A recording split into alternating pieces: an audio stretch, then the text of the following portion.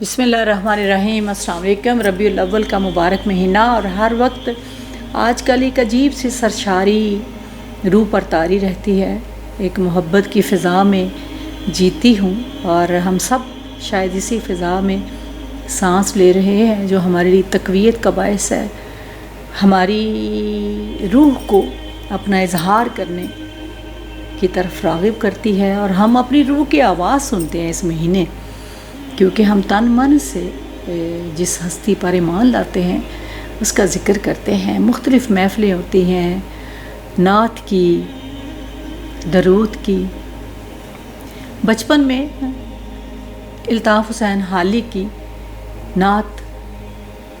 نعتیہ اشعار، وہ نبیوں میں رحمت لقب پانے والا، یہ ایسی دل میں گھر کر گئی یہ اس کے کچھ اشعار کہ وہ اشعار پڑھ کر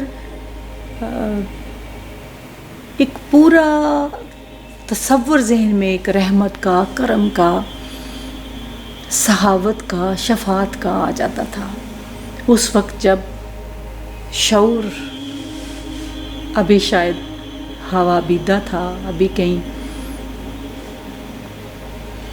کسی کوٹلی میں بند تھا ذہن کی، لیکن تب بھی اتنی سمجھ تھی کہ ہم جس نبی کو ماننے والے ہیں وہ نبیوں میں بھی افضل ہے اور وہ غریبوں کا، بے سہاروں کا مداوا کرنے والا ہے، غموں کا مداوا کرنے والا ہے، ساتھ دینے والا ہے۔ تو رحمت کا لقب جو ہے یہ بہت بڑا لقب ہے، بہت بڑی صفت ہے، بہت بڑی فضیلت ہے۔ خدا نے، ہم سب جانتے ہیں کہ حضرت محمد صلی اللہ علیہ وسلم رب کے بہت محبوب حبیب تھے، حبیب ہیں، رسول ہیں، کیونکہ نبی تو ہمیشہ سے ہیں۔ جب یہ کائنات تخلیق نہیں ہوئی تھی تب بھی وہ موجود، اور انہی کے لیے یہ کائنات وجود میں آئی، ان کو سب سے پہلے اور سب سے آخری ہونے کا رتبہ بھی حاصل ہے۔ انہی کی وجہ سے خاک کے ذروں میں زندگی نے نشو و نما کا آغاز کیا، انہی کی وجہ سے انسان اور دیگر مخلوقات وجود میں آئیں۔ تو پھر ایک ایسے نبی کو رحمت کا لقب دیا گیا، کیونکہ جتنی ان کے پاس طاقت، جتنا ان کا بڑا رتبہ کہ وہ نبیوں کے سردار ہیں، وہ تو اپنی زبان سے ایک لفظ نکالتے تو کیا سے کیا ہو جاتا، لیکن ان کو رحمت کا لقب دے کر دیا گیا۔ فیض، نور، مہربانی، چھاؤں۔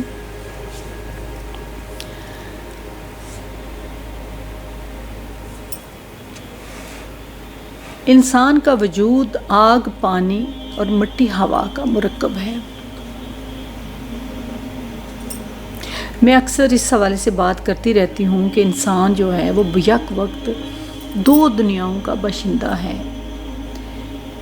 ایک مادی دنیا ہے اور ایک روحانی دنیا ہے، کیونکہ جو دنیا جس میں ہم رہتے ہیں وہ مادی دنیا ہے، اس میں ہمیں چیزیں نظر آتی ہیں، ہم انہیں چھو سکتے ہیں، دیکھ سکتے ہیں، یہ ہمارا وجود بھی، یہ بھی مادیت کا مظہر ہے۔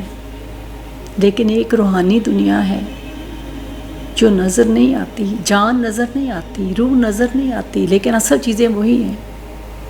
اسی طرح اور بہت ساری چیزیں جنہیں ہم کنسیو کرتے ہیں، پرسیو نہیں کر سکتے، یعنی ان دو آنکھوں سے دیکھ نہیں سکتے، لیکن اپنی روح کی آنکھ سے دیکھ سکتے ہیں، جس کو ہم وجدان کہتے ہیں۔ انسان جو یک وقت دو دنیاؤں میں سفر کرتا رہتا ہے، دو کشتیوں کا مسافر ہے، وہ ظاہری آنکھیں کھول کر دیکھے تو وسیع کائنات کا مشاہدہ اس کے روبرو، اس کے ارد گرد، اور باطنی آنکھ یعنی وجدان کی کھڑکی سے جھانکے تو خود کو مابعد طبیعیاتی یعنی ایک ایسی مابع طبیعتی، یعنی جو طبیعت سے آگے کی دنیا ہے، مابع طبیعتی دنیا کی غیر مرئی مخلوق کے درمیان محسوس کرے۔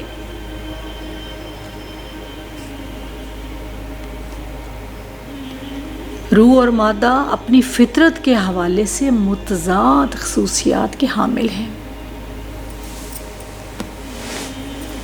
یہ جو تضاد ہے یہ آپ کو کائنات کی ہر چیز میں نظر آتا ہے، اور تضاد ہی دراصل ترقی کا باعث بھی ہے۔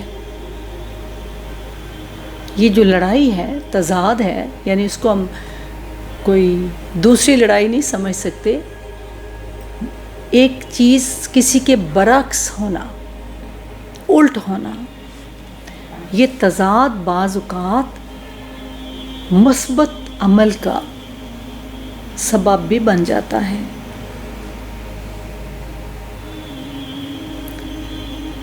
روح اور مادہ جو ہے فطرتاً متضاد خصوصیات کے حامل ہیں۔ اگر روح کی بات کریں تو وہ اپنی اصل میں نور ہی نور ہے۔ روح نور کا نام ہے جو ہر حوالے سے مثبت اور تعمیری خصوصیات رکھتی ہے، رجحان رکھتی ہے، یعنی اس نے خیر کی طرف چلنا ہے، خیر کے رستے کا انتخاب کرنا ہے، مثبت رستہ چننا ہے، کیونکہ اس کا تعلق خدا کی ذات سے ہے۔ روح کا جو مصدر ہے وہ رب کی ذات ہے۔ جس طرح سورج کی شعاعیں ہوتی ہیں، اسی طرح انسان کی روح بھی خدا کی روح کا حصہ ہے، اس لیے وہ خیر ہے، مثبت ہے، نور ہے، وہ تعمیری اور مثبت اثرات رکھتی ہے۔ لیکن مادہ جو ہے، اب روح اور مادے میں فرق یہ ہے کہ روح خیر ہی خیر ہے، مثبت ہے، تعمیری ہے، لیکن مادے میں دونوں چیزیں ہیں، خیر بھی ہے، شر بھی ہے،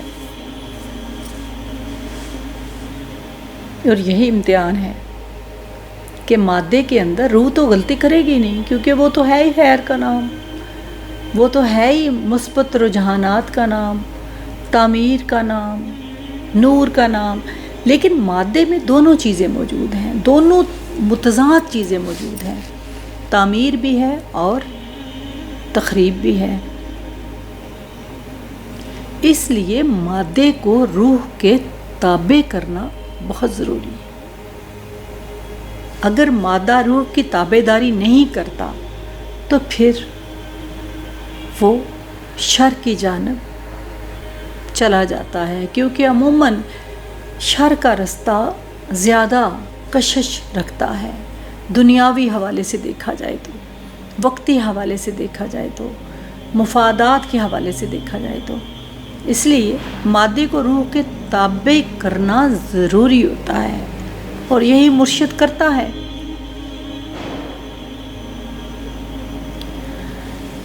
اگر انسان کے عمل کی ڈور روح کے ہاتھ میں نہ ہو تو مادہ سرکش ہو جاتا ہے، پھر وہ اس سرکشی میں تباہی اور بربادی کرتا چلا جاتا ہے۔ اس لیے انسان کے فکر و عمل کی ڈور روح کے ہاتھ میں رہنا ضروری ہے، تاکہ وہ مادے کو سرکش ہونے سے بچائے، اور وہ جو اس کا جلال ہے اس کو جمال میں تبدیل کرے، اس کو جلال کو جمال میں ڈھالے۔ وہ جو ایک شر والی قوت ہے اس کو بھی خیر کے اثر کے تحت لا کر، بھلے وہ دنیا کو ایک طاقت کے سمبل کے طور پہ دنیا کے سامنے آئے، لیکن جمال کے حوالے سے۔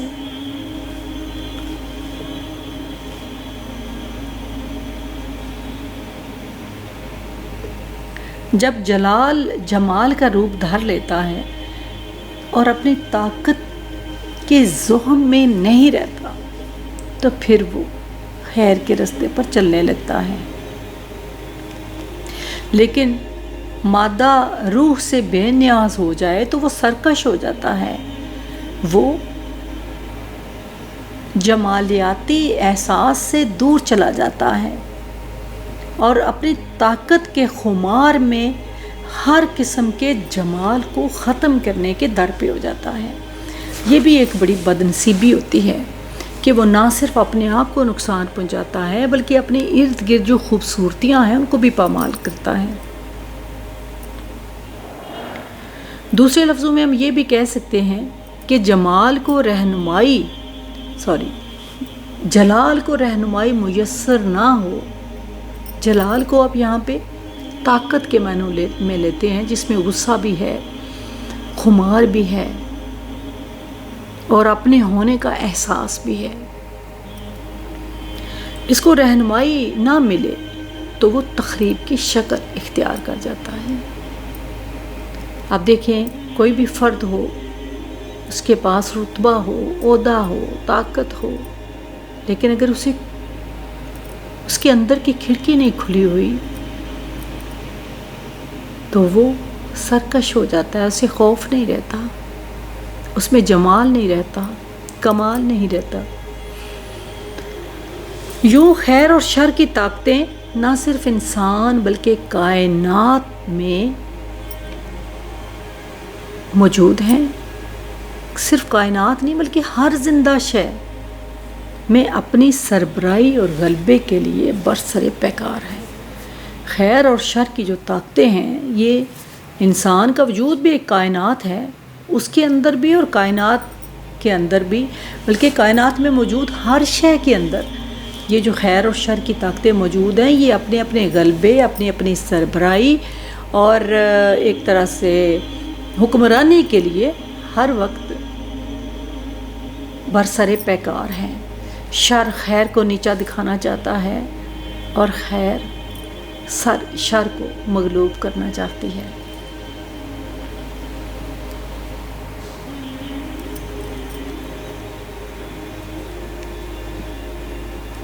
انسان کا اختیار پھر اہم ہو جاتا ہے کیونکہ اس کے اندر یہ دونوں قوتیں موجود ہیں، خیر اور شر کی، اور وہ جس پہلو کو توجہ دینا شروع کرے گا، جس پہلو کو دھیان میں رکھے گا، جس پہلو کی پرورش کرے گا، جس پہلو کو غذا فراہم کرے گا، جس کا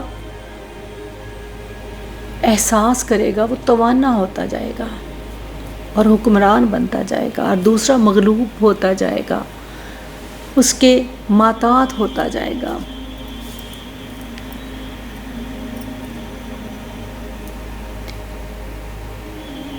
انسان جب خیر کے راستے پر چلتا ہے اور اپنے وجود میں خیر کے چشمے تلاش کر لیتا ہے اور پھر وہ جو خیر کی کرنیں ہیں ان کو بانٹنا شروع کر دیتا ہے، تو پھر آہستہ آہستہ وہ روح مطلق کے قریب ہوتا جاتا ہے، اپنے رب کے قریب ہوتا جاتا ہے.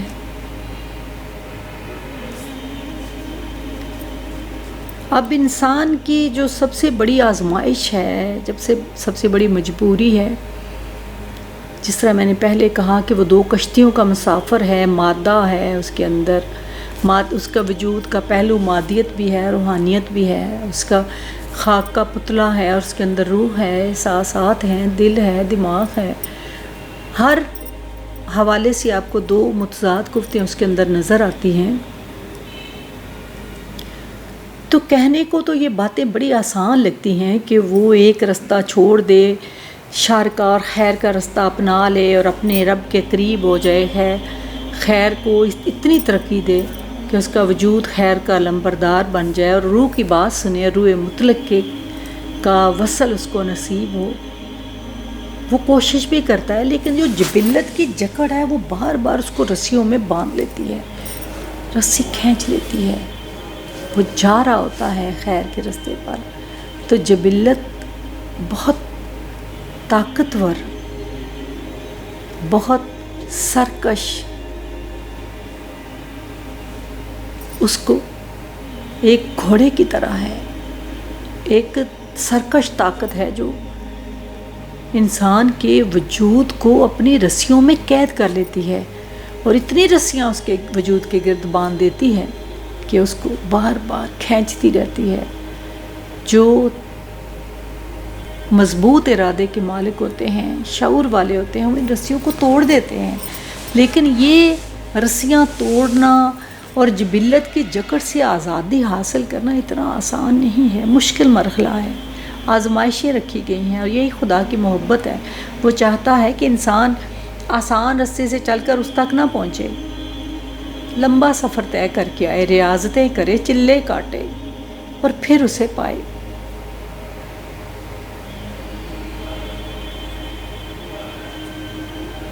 انسان جب جبلت کی جکڑ سے آزاد ہوتا ہے تو پھر عقل و فکر کی مسند تک پہنچتا ہے۔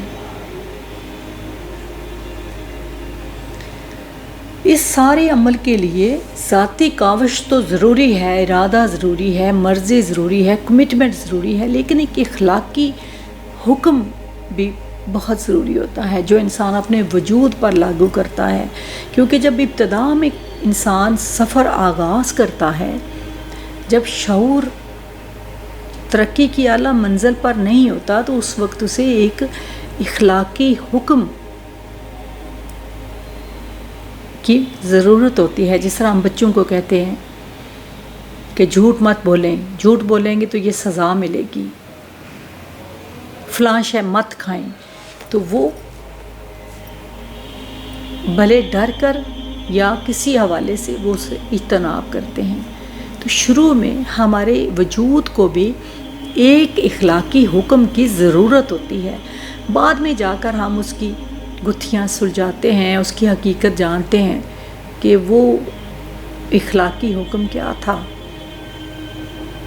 اور پھر اچھا عمل ہماری عادت بنتا جاتا ہے۔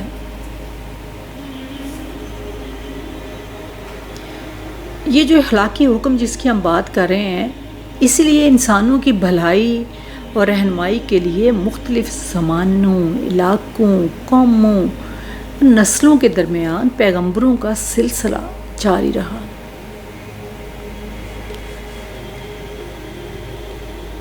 حتیٰ کہ ہمارے آخری نبی حضرت محمد صلی اللہ علیہ وآلہ وسلم کو رحمت للعالمین کا لقب دے کر آخری نبی کے درجے پر سرفراز کیا گیا۔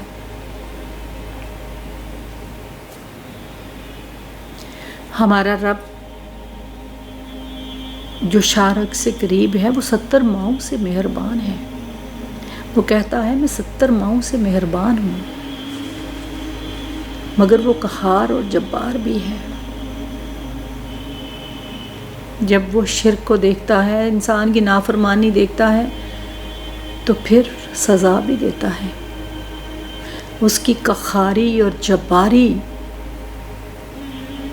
کو برداشت کرنا انسان کے بس میں نہیں ہے۔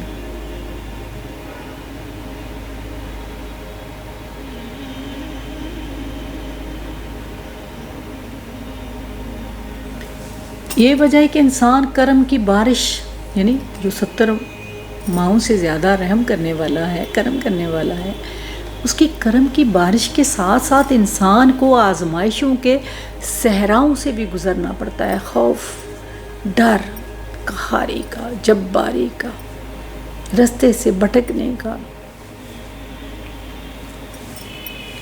لیکن رب کے حبیب کی ذات ٹھنڈی چھاؤں جیسی ہے، مہربان ہے، رحمت ہے، محبت ہے، رواداری ہے، شفقت ہے، حلیمی ہے، تعمیر اور جمال کا مرقع ہے، سراسر خیر اور رحمت ہے، محبت ہے۔ کڑی دھوپ میں ٹھنڈی گھٹا کی طرح، ایک سائبان کی طرح، ایک چھتری کی طرح، جب آپ نا امید ہو جائیں، مایوس ہو جائیں، صحرا میں، ذات کی آزمائشوں کے صحرا میں جب ہر طرف سے دھوپ آپ کو گھیر لے، پریشانیاں آپ کے آس پاس ہوں، تپتی ریت ہو، تو اچانک آپ کے سر پر بادل سایہ کر دے، گھٹا چھا جائے، جیسے کسی نے آپ کے وجود پر ٹھنڈی چھاؤں کی چھتری رکھ دی ہو، آپ کے پاؤں تلے ٹھنڈا سبزہ رکھ دیا ہو۔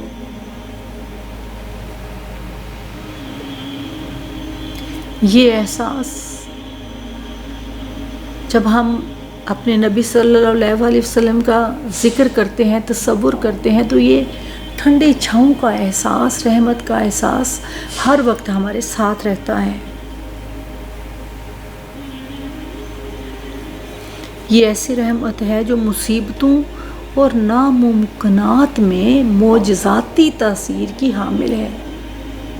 یعنی کچھ ایسی صورتحال ہوتی ہے جب انسان مایوس ہو جاتا ہے کہ نہیں اب کچھ نہیں ہو سکتا، لیکن نبی کا خیال، نبی کا تصور معجزاتی تاثیر کا حامل ہے، جو ناممکن کو ممکن بنانے میں ہماری مدد کرتا ہے۔ کیونکہ جب انسان کو آسرا ہوتا ہے کہ کوئی ذات ہے جو اس کے لیے فکر مند ہے، جو اس کی شفاعت کرنے والی ہے، اپنے رب سے اس کے لیے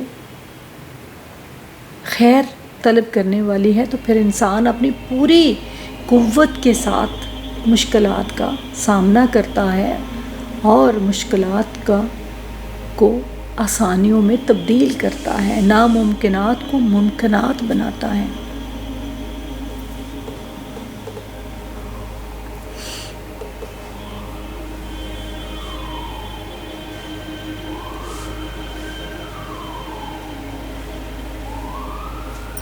اب جب ہم اپنے نبی صلی اللہ علیہ وسلم کو رحمت للعالمین کہتے ہیں تو ان کی رحمت کسی ایک علاقے، کسی ایک فرد، کسی ایک قوم کے لیے نہیں، بلکہ دنیا کے تمام انسانوں کے لیے ہے، اور اس کا دائرہ صرف اس جہان تک نہیں بلکہ کل جہانوں تک ہے، ہر جہان تک ہے۔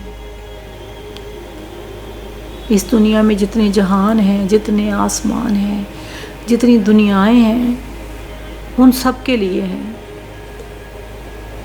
اور یہاں بات صرف انسانوں تک نہیں ہوتی، بلکہ انسانوں کے علاوہ جو دیگر مخلوقات ہیں، جن میں جن ہیں، پریاں ہیں، دیو ہیں، یہ تو وہ چیزیں جو ہمیں نظر نہیں آتی، لیکن جو چیزیں ہمیں نظر آتی ہیں، مثلاً حیوانات ہیں، پرندے ہیں، درندے ہیں، ان کے لیے وہ بھی ان کا ذکر کرتے ہیں، کیونکہ نبی نے کسی کو تکلیف دینے کی بات نہیں کی۔ کہا جانور پر اتنا بوجھ نہ لا دو جو اس کے لیے اٹھانا مشکل ہو۔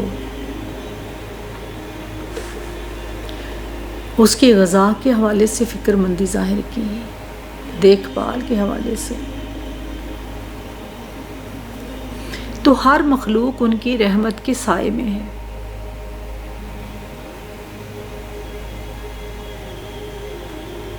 اور ان کا مخاطب کل عالم ہے۔ وہ غریبوں، بے کسوں، فقیروں اور غلاموں کے نجات دہندہ ہیں۔ وہ رستے میں کانٹے بچھانے والے، کوڑا پھینکنے والے کی بھی سلامتی کے دائی ہیں، اور ان کے لیے بھی فکر مند رہتے ہیں۔ وہ جو انہیں تکلیفیں دیتے ہیں، ان کے رستے میں کوڑا پھیلاتے ہیں، ان کی فکر مندی بھی رہتی ہے، ان کی صحت کا بھی خیال کرتے ہیں۔ پتھر مارنے والوں کو بد دعا نہیں دیتے، بلکہ ان کے حق میں ہدایت کی دعا کرتے ہیں۔ ظلم و جبر کی انتہا ہو جانے پر ہجرت کو ترجیح دیتے ہیں۔ ایک نبی جو خدا کا پیارا حبیب ہے، جس کے لیے خدا کائنات کو تخلیق کرتا ہے، جب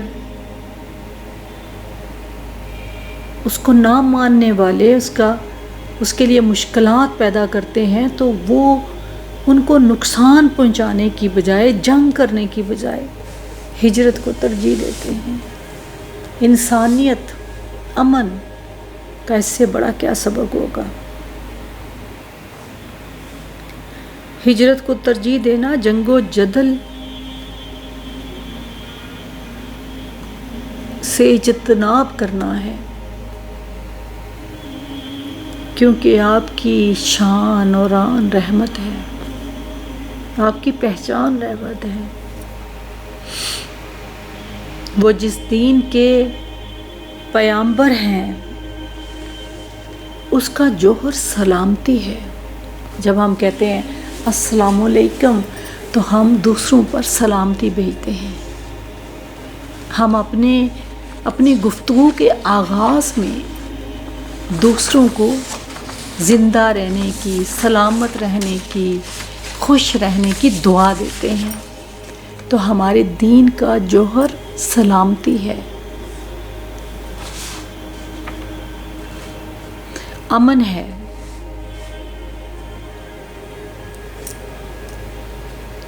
امن کے قیام کے لیے صلح حدیبیہ پر مہر ثبت کرتے ہوئے 1400 ساتھیوں کے ساتھ کعبے کی زیارت کیے بغیر لوٹ جاتے ہیں، کیونکہ ان کے نزدیک امن زیادہ اہم تھا۔ اور جب صلح حدیبیہ کا معاہدہ وجود میں آیا تو وہ کعبے کی زیارت کیے بغیر لوٹ گئے۔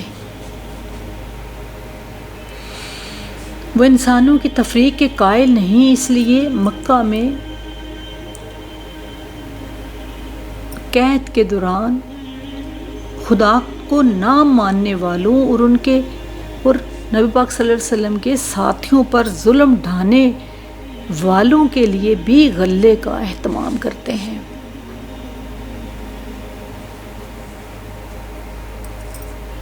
فتح مکہ کے موقع پر عام معافی کا اعلان کر کے پرانی رنجشوں کا خاتمہ اور نئے تعلقات کی استواری بھی رحمت کا پیام ہے۔ وہ پیغمبر ہیں اور معلم بھی، حکمت کا درس ان کے ہر قول و فعل سے عیاں ہے، ان کی صداقت اور امانت عملی ہے۔ ان کی انگلی کے ایک اشارے سے چاند 2 ٹکڑے ہو سکتا ہے اور سورج شام کی دہلیز سے واپس عصر کی کھڑکی میں آ بیٹھتا ہے، مگر وہ حق کی تبلیغ کے لیے جبر و تشدد کی بجائے مکالمے کو ترجیح دیتے ہیں، پیار کو ترجیح دیتے ہیں، محبت سے گفتگو کو ترجیح دیتے ہیں، اور کسی ایک فرد کی جان لینے کو انسانیت کی جان لینے کے مترادف قرار دیتے ہیں، کیونکہ وہ شفاعت اور داد رسی کرنے والے ہیں۔ ان کے لیے تمام دنیا مسجد کی طرح ہے، یہ پوری کائنات مسجد کی طرح ہے، مسجد کی طرح پاک، صاف اور حرمت والی۔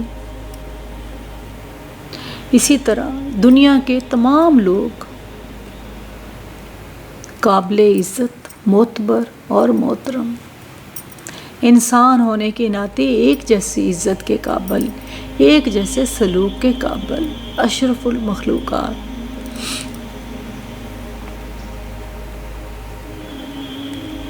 ان کے دین پر ایمان نہ لانے والوں کو بھی ان کی عبادت گاہ میں آنے کی اجازت ہے۔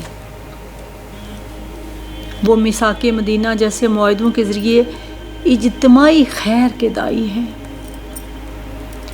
اور امن، خوشحالی، بھائی چارے اور عدل کی بنیاد پر ایسے فلاحی معاشرے کا قیام ان کا مقصد ہے جہاں گورے کو کالے پر، عربی کو اجمی پر، امیر کو غریب پر، بادشاہ کو غلام پر کوئی سبقت نہ ہو، بلکہ کالے گورے، عربی اجمی، حاکم اور غلام میں جو تقسیم ہے وہ اس کو نہیں تسلیم کرتے۔ وہ اس تقسیم کو ختم کرنے کے لیے دنیا میں آئے۔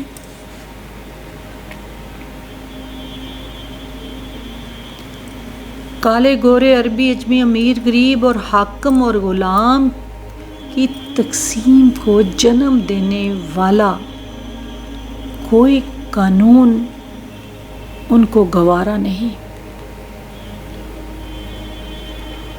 وہ انسانی مساوات کے قائل ہیں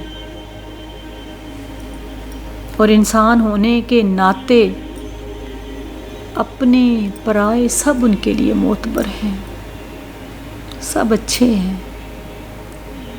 اور نبی پاک صلی اللہ علیہ وآلہ وسلم کا یہ فرمان کہ انسان جیسا ہوتا ہے اس کو دوسرے بھی ویسے نظر آتے ہیں، جس کے اندر خیر ہوگی اس کو دوسرے لوگ بھی خیر نظر آئیں گے۔ تو وہ سراپا خیر تھے اور دوسروں میں بھی خیر نظر آتی تھی انہیں، اور وہ اسی خیر کو اجاگر کرنے کے لیے کوشش کرتے تھے۔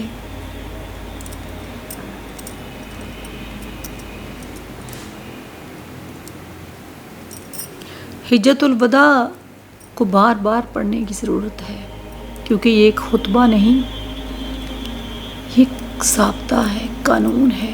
نبی پاک صلی اللہ علیہ وآلہ وسلم نے اس خطبے میں رہتی دنیا تک کے لوگوں کے لیے جو آئین ترتیب دیا ہے، جو قوانین بنائے ہیں، وہ ان پر عمل کر لیا جائے تو یہ معاشرہ انسانوں کے رہنے کے قابل ہو جائے۔ اس موقع پر نبی پاک صلی اللہ علیہ وسلم کا خطاب سنیں۔ انہوں نے مسلمانوں کے لیے نہیں بلکہ انسانوں کے خون، مال اور عزت کو ایک دوسرے پر حرام قرار دیا۔ وہ اس وقت انہوں نے یہ نہیں کہا کہ مسلمانوں پر جو عزت، خون اور مال حرام ہے، بلکہ انسانوں کی بات کی۔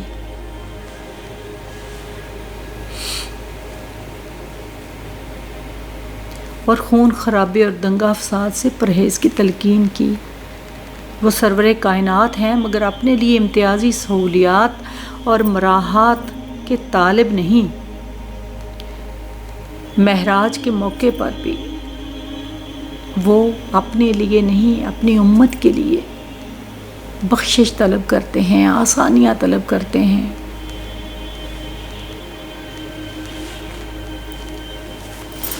ساتویں آسمان پر جا کر وہ زمین والوں کے لیے سکھ اور بخشش کی تمنا کرتے ہیں۔ وہ علم اور خیر کے پیغمبر ہیں، کیونکہ خالق نے اپنے ایلچی کے ذریعے انہیں جو پہلا پیغام بھیجا وہ بھی اقرا یعنی پڑھ کے حوالے سے تھا۔ یہ بھی ایک حکم تھا، پڑھ۔ لفظ علم کی علامت ہیں۔ علم کی قدر و منزلت کا عالم دیکھیے کہ غزوہ بدر کے موقع پر قیدیوں کی رہائی کو پڑھائی سے مشروط کر دیا جاتا ہے۔ عورت اور مرد کے لیے علم کے حصول کے یکساں معیار ہیں، دونوں کے لیے تعلیم کی اہمیت ایک جیسی ہے۔ ہمارے نبی صلی اللہ علیہ وآلہ وسلم کو انسان سے نہیں جہالت سے نفرت تھی۔ ان کا انقلابی مشن جہالت کے اندھیروں میں نور کی شمع روشن کرنا ہے۔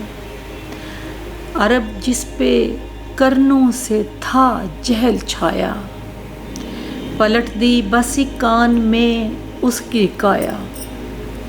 عرب جس پہ کرنوں سے تھا جہل چھایا، پلٹ دی بس کان میں اس کی کایا۔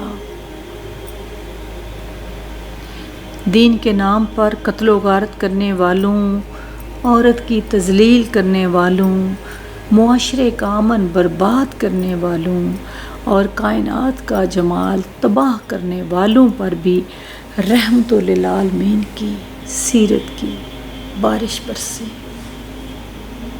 رب کرے کہ وہ لوگ جو بھٹکے ہوئے ہیں، سیرت کی بارش انہیں بھی اس راستے کا مسافر بنائے جو محبتوں کا اور انسانیت کا راستہ ہے۔